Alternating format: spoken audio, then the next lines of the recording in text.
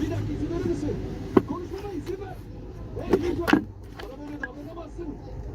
Anlıyor musun? Hayır. Bırakın beni. Bana mı istiyorsun? Saçmalık bu. Ah! Bırakın beni. Bırakın. Bende çok fazla şüphe var. Epey yıpranmış. En çok uçabilirsin. $100 saklayabilirim.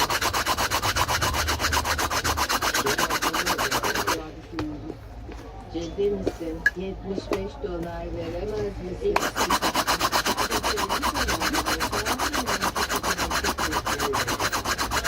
Çok yıpranmış. Evet. Ama bu dükkanın geleceği karşımda duruyor. Yani eşliğine de ben ona uyarım. Tamam, kabul ediyorum. Güzel. Ne gördün? İyi bir alışveriş. Şu tarafa geçelim ve taksi galiba acıdı. Senin önünde kızacak değilim ama arka tarafa geçince kullanacak. Çok bonkör davrandı. Tamam. İkinizdeydi. Bonkör Tamam. ama ilgili. Babam müşterilerin önünde bana çocukmuşum gibi davranıyor. Beni hafife almamalı çünkü ben ne yaptığımı biliyorum. Bizi kutularından alırım ve o parçanın değerli olduğundan da eminim. 20, 40, 50. Teşekkür ederiz. Teşekkür ederim. Aslında olma sayı $12 almıştım. $38 kâr ettim. O şeyi gerçekten aldın. Ben anladım. Eşya. Sen de bakıyorsun. Evet, kötü bir parça sayılmaz. Ne satacağız?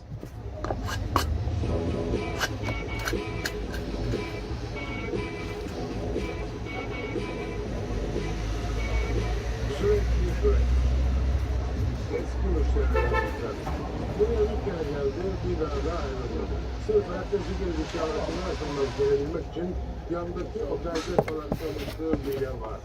Sana birkaç eşya getirdim. Öyle mi? Neler getirdin bakalım? Elimde yepyeni bir doğum günü kartı var. Bir arkadaşım için almıştım. Bu adam günde birkaç kez buraya uğrar.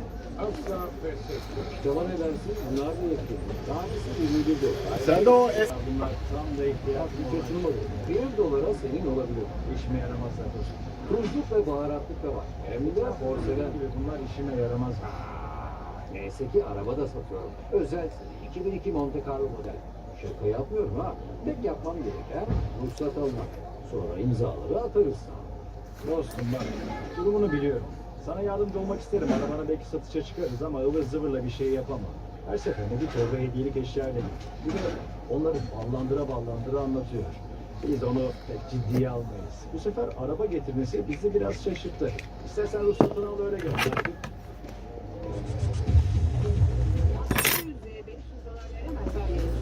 veremez çünkü elleri olanlar değil. Vay canım.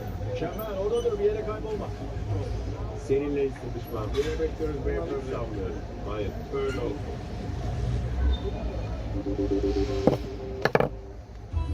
Hangi kredide faizler sıfır, havalar karlı?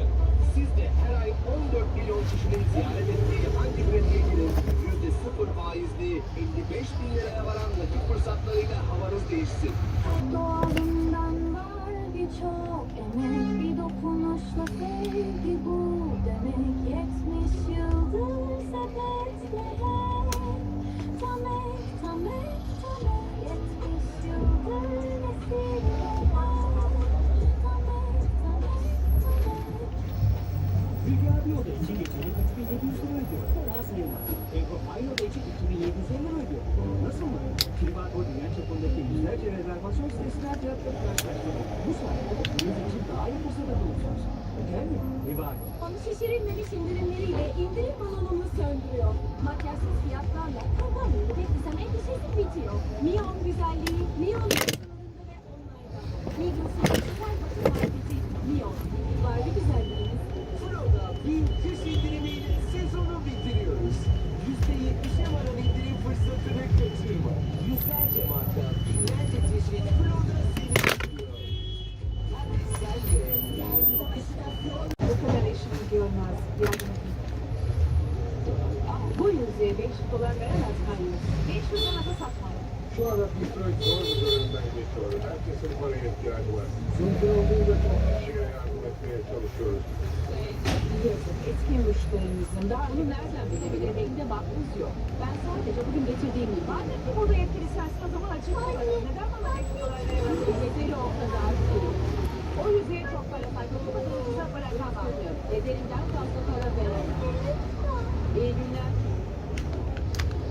kadar istedi? 500 dolar. Evet, üstelik pazarlığa açık değildi. Halbuki önceki kredisinden 110 dolar fazla Bir teklif şey etti. yok.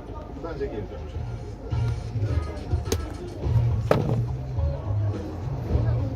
Kaç mı döndü? Model 2002 sınırlı üretim Monte Carlo. 2002.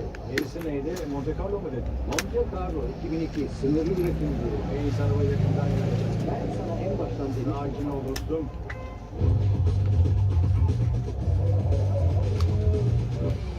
Adınız nedir? Carlo. Elimde satmak istediğim birkaç eşya var. Polis ehliyetimin iptal edildiğini öğrenince arabama el koydu. Kefaret ederken paramı geri alabilirim. Onun için de para bulmam gerekiyor. Başka bir şey var mı? Evet, altın işim var. Dişini zaten kapıdan içeri adımını attığında fark ettim. Bekle peçete alayım. O diş belli ki uzun zamandır ağzında. Onunla yemek yok. Arasında yemek artıkları vardır. İğrenç. Görünüşe göre bu özel yapım. Ne kadara yaptırdın? 800. 800 mü? Kaliteye önem veririm. Sonuçta ağzımın içine takıyorum. Yediğim içtiğim şeyler yüzünden ya da ağızdaki asitler yüzünden parlaklığını kaybetsin istemem. O zaman ağzım için ne anlamı kalır ki? Ne kadar istiyorsun? 1000 dolar iyi olur. O kadar vermezlerse ben de başka bir yere giderim.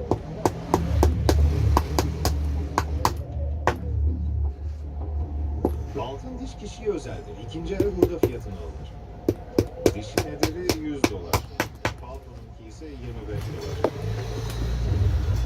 25 dolar. Burada kaç palto olduğunu görüyor musun? Fazlasına Ama- ihtiyacımız ama yok. bu Hayır, işler- hayır, hayır. Orada dur. Cebimde 25 dolarla buraya gelsem bana o fiyata palto satar mısınız? Ben sadece bir teklif sundum. Hoşuna gitmediyse üzülme. Sana yardımcı olamam. Bazı müşteriler hayırdan anlamıyor. Carlos da onlardan biriydi. Adam gibi davran, dürüst ol. Ne demek adam gibi davran? Onunla ilgili bir alakası yok. Burada ticaret yapıyoruz. Belli ki seninle bir türlü anlaşamıyoruz. Başka kimse yok. Yani sen bana hakaret etmek istiyorsun. Konuşabilir miyim dedim sadece. Benimle konuşabilirsin. Yıldız olarak satıyor musun, satmıyor musun? Neden bana 25 dolar teklif ediyorsun? Teklif etmiyorum. İstediğini söylüyorum. Eğer yıldız olan işini görecekse sana seve seve yardımcı olurum. 25 dolarla ne yapayım ki? Bana gerekenin çeyreği bile yetmiyor. Bence 25 dolar iyi para. 25 dolar için neden paltomu satayım? Bak, O zaman üzgünüm, sana satmıyorum. yardım edemeyiz. Hayır, satmayacağım. Geldiğiniz için teşekkür ederim. Senin yeri sıkışmam. Yine bekliyorum beyefendi. Hiç sanmıyorum. Öyle olsun. İyi günler. Bana ver. Kendince olay çıkarmaya çalıştı. Bir daha buraya gelirse